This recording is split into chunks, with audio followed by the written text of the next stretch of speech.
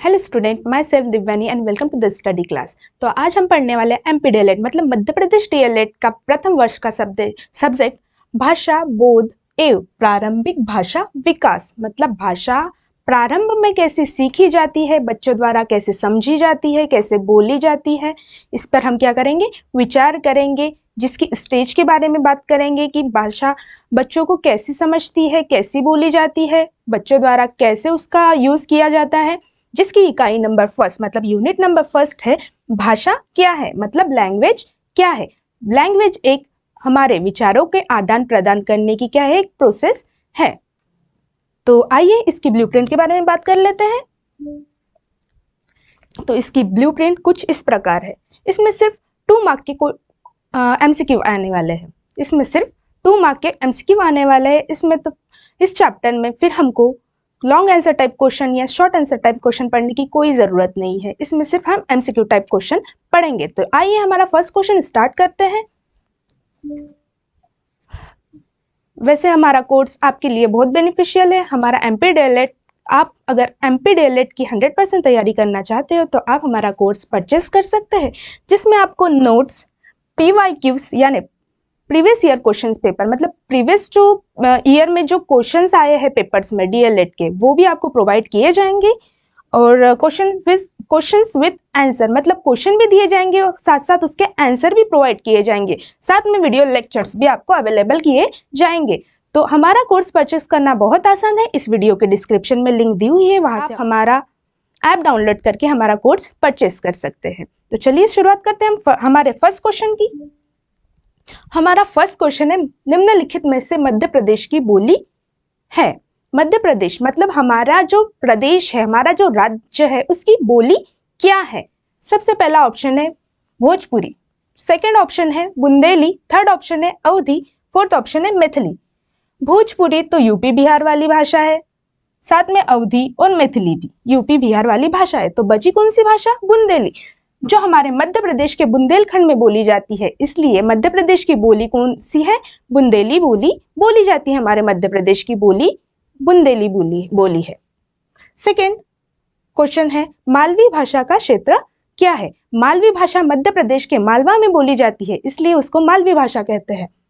तो उसका first option है Ujjain, second Hoshangabad, third Bhopal, fourth Gwalior. तो इसका आंसर है उज्जैन। मालवी भाषा उज्जैन में बोली जाती है। तो चलिए आगे बढ़ते हैं हमारे नेक्स्ट क्वेश्चन की ओर। क्षेत्रीय भाषाएं कितने प्रकार की होती है। क्षेत्रीय भाषा यानी वो भाषा होती है जो हमारे क्षेत्र में बोली जाती है, उसी को हम क्षेत्रीय भाषा कहते हैं। वो मुख्यतः कितने प्रकार की होती है। फर्स्ट ऑप्शन है 14, सेकंड ऑप्शन है 12, थर्ड ऑप्शन है 13 एंड फोर्थ ऑप्शन है 7। तो मुख्यतः क्षेत्रीय भाषा 13 प्रकार की होती है। कितने टाइप्स की होती है, 13 प्रकार की होती है। फोर्थ क्वेश्चन है, संस्कृत को शास्त्रीय भाषा का दर्जा किस सन में प्राप्त हुआ। संस्कृत को शास्त्रीय भाषा का दर्जा किस सन में प्राप्त हुआ है। तो फर्स्ट ऑप्शन है 2004, सेकेंड ऑप्शन है 2006, थर्ड ऑप्शन है 2005 एंड फोर्थ ऑप्शन है 2008। तो मैं आपको बता देना चाहती हूँ कि हमारे जो भारत में सबसे पहली शास्त्रीय भाषा 2004 में तमिल को चूज किया गया था, बट उसके बाद 2005 में संस्कृत को हमारी शास्त्रीय भाषा के रूप में चुना गया है। तो इसका आंसर है 2005। इसका आंसर है 2005। तो चलिए आगे बढ़ते हैं हमारे नेक्स्ट क्वेश्चन की ओर। हिंदी भाषा का विकास किस बोली में हुआ है। हिंदी भाषा का विकास किस बोली में हुआ है। फर्स्ट ऑप्शन है खड़ी बोली, सेकंड ऑप्शन है अवधी, थर्ड ऑप्शन है ब्रज और फोर्थ ऑप्शन है राजस्थानी। तो क्या हो सकता है इसका आंसर, खड़ी बोली। इसका आंसर है खड़ी बोली, जो हमारे भारत के राज्य दिल्ली और उसके आसपास के क्षेत्र में बोली जाती है, उसी को हम क्या कहते हैं, खड़ी बोली कहते हैं। और वह ही हिंदी भाषा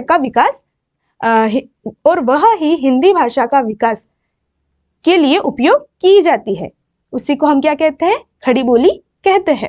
उसके बाद का क्वेश्चन है, मानक भाषा किसे कहते हैं। मानक भाषा ने होता है standard language, and standard language किसे कहते हैं? उसका फर्स्ट ऑप्शन है राष्ट्रीय भाषा को, थर्ड ऑप्शन है साहित्यिक भाषा को, फोर्थ ऑप्शन बोलचाल की भाषा को, या थर्ड ऑप्शन बोलचाल की भाषा को, या फोर्थ ऑप्शन राज्य भाषाओं को। तो इसका ऑप्शन है साहित्यिक भाषा को। मानक भाषा यानी स्टैंडर्ड लैंग्वेज होता है, लैंग्वेज होती है जिसका ग्रामर क्या होता है? फिक्स होता है, इसलिए इसका आंसर है साहित्यिक भाषा। मानक भाषा किसे कहते हैं? मानक भाषा साहित्यिक भाषा को कहते हैं। तो आइए बढ़ते हैं हमारे अगले क्वेश्चन की ओर। जो वाणी वर्णों से व्यक्त होती है, जो वाणी वर्ण से व्यक्त होती है उसे क्या कहते हैं? यह परिभाषा किसने दी है? फर्स्ट ऑप्शन है महर्षि पतंजलि की, सेकेंड है डॉक्टर श्याम सुंदर दास की, थर्ड ऑप्शन है डॉक्टर भोलेनाथ तिवारी की, और फोर्थ ऑप्शन है डॉक्टर बाबूराव की। तो इसका आंसर होगा डॉक्टर भोलेनाथ तिवारी, जिन्होंने कौन सी परिभाषा दी है? जो वाणी वर्णों से व्यक्त होती है, जो वाणी कैसे व्यक्त होती है? वर्णों से व्यक्त होती है, उसी को क्या कहते हैं? भाषा कहते हैं। ये हमारे डॉक्टर भोलेनाथ तिवारी ने यह परिभाषा दी है, यह डेफिनेशन दी है। तो आइए बढ़ते हैं हमारे अगले क्वेश्चन की ओर।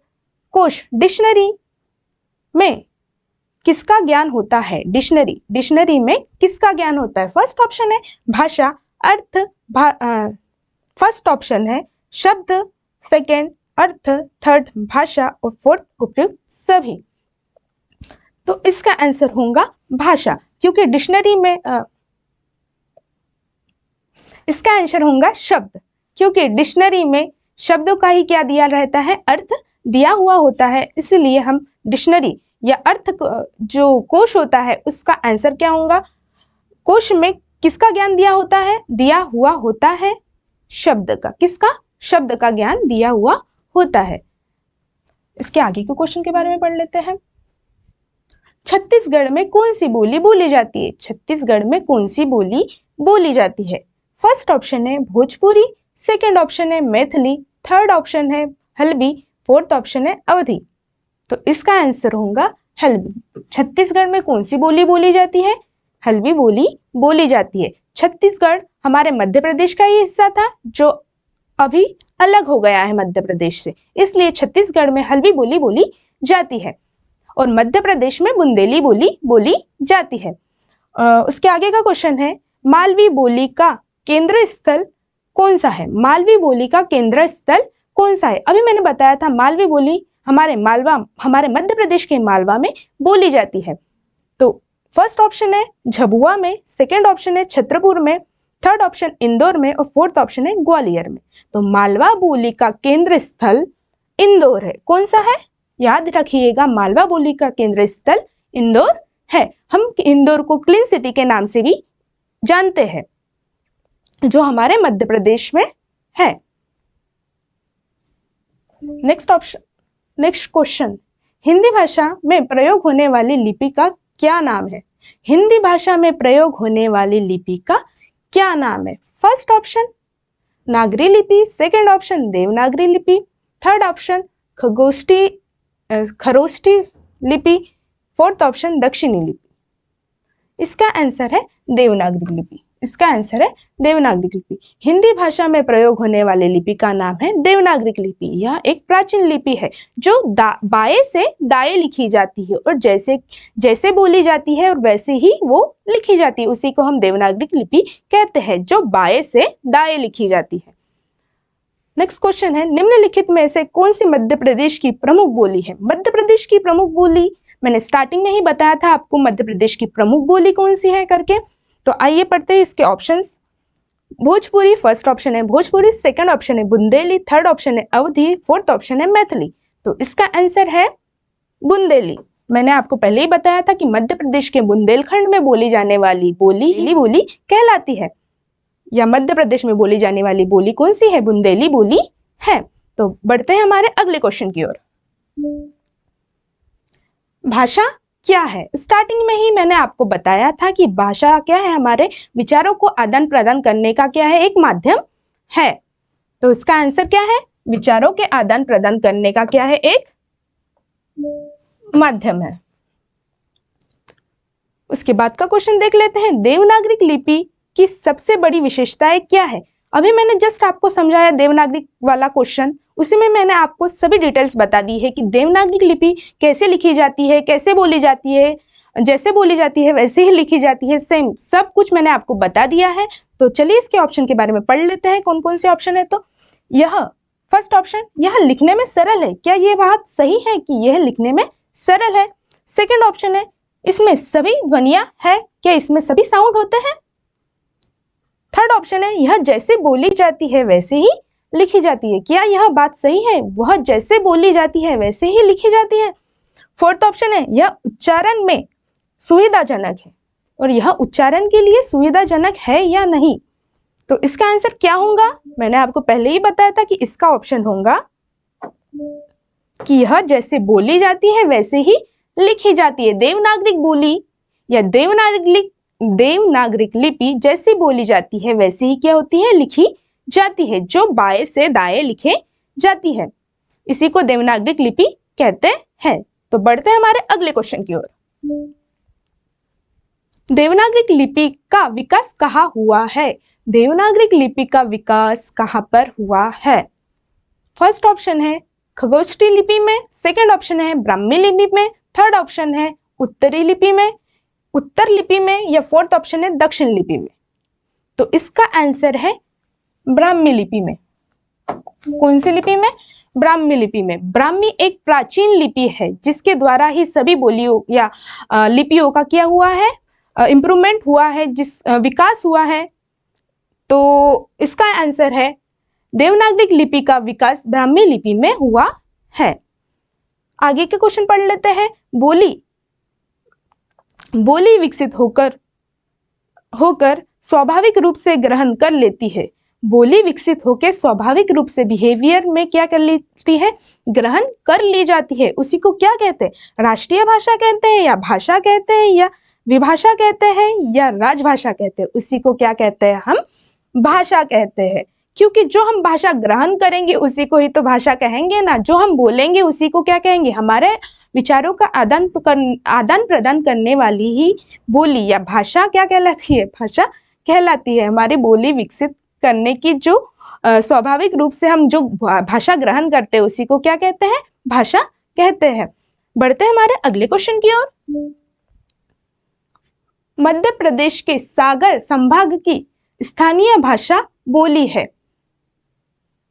मध्य प्रदेश के सागर संभाग में सागर संभाग की स्थानीय भाषा बोली है। फर्स्ट ऑप्शन है मालवी, सेकंड ऑप्शन है बघेली, थर्ड ऑप्शन है बुंदेली और फोर्थ ऑप्शन है निमाड़ी। तो मैंने आपको पहले ही बता दिया है कि मध्य प्रदेश में बोली जाने वाली बोली कौन सी है? बुंदेली बोली है। तो इसका भी आंसर क्या होगा? बुंदेली बोली ही होगा। इसका आंसर क्या होगा? बुंदेली ही बोली होगा, क्योंकि मध्य प्रदेश में ही क्या है? सागर एक सिटी है, इसीलिए इसका भी आंसर क्या होगा? बुंदेली ही बोली होगा। मध्य प्रदेश में कौन सी बोलियां बोली जाती है? बुंदेली बोली जाती है। उसके बाद का क्वेश्चन पढ़ लेते हैं कि भाषा उच्चारण अवयव से उच्चारित यादृच्छिक ध्वनि प्रतीकों की यह व्यवस्था है जिसके द्वारा एक समाज के लोग आपस में अपने भाव विचारों का आदान प्रदान करते हैं। हमारे भाव और विचारों का क्या करते हैं? आदान प्रदान करते हैं। यह परिभाषा किसने दी है? इसका फर्स्ट ऑप्शन है श्याम सुंदर दास ने, सेकंड है ब्लॉक तथा ट्राइगर ने, थर्ड ऑप्शन है डॉक्टर भोलेनाथ तिवारी ने, और फोर्थ ऑप्शन है सुमित्रानंदन पंथ ने। तो इसका आंसर है ब्लॉक तथा टाइगर ने। यह परिभाषा किसने दी है? ब्लॉक तथा टाइगर ने। उन्होंने क्या कहा है कि हम जो बोलते हैं, हम जो आपस में बोलते हैं, हमारे समाज में जो लोग होते हैं उनके साथ हम जो हमारे भाव और विचार व्यक्त करते हैं उसी को क्या कहते हैं? भाषा कहते हैं। यह परिभाषा किसने दी है? यह परिभाषा ब्लॉक तथा टाइगर ने दी है। तो आइए बढ़ते हैं हमारे अगले क्वेश्चन की ओर। भाषा की सबसे सटीक परिभाषा क्या है? यह क्वेश्चन डबल रिपीट हुआ है, पर क्या है? इसका क्वेश्चन चेंज है पर ऑप्शन बिल्कुल सेम है। भाषा की सबसे सटीक परिभाषा क्या है?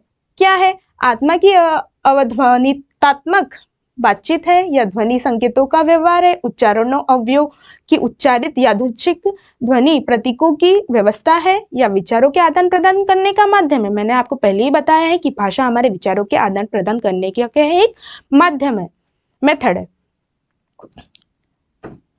तो इसका आंसर है विचारों के आदान प्रदान करने का क्या है, एक ये माध्यम है।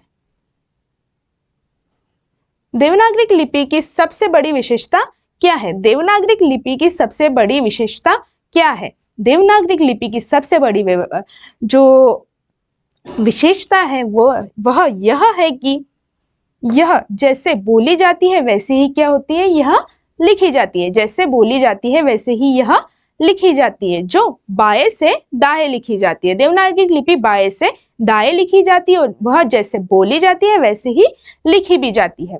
इसी को हम क्या कहते हैं? देवनागरिक लिपि कहते हैं। तो यह लेक्चर यहीं पर समाप्त हुआ। MPDLED की 100% तैयारी करना चाहते हो तो आप हमारा कोर्स परचेस कर सकते हैं। इस वीडियो के डिस्क्रिप्शन में लिंक दी हुई है, वहां से आप हमारा ऐप डाउनलोड करके हमारा कोर्स परचेस कर सकते हो। तो इस लेक्चर को यहीं पर समाप्त करते हैं और मिलते हैं अगले लेक्चर में। Thank you class.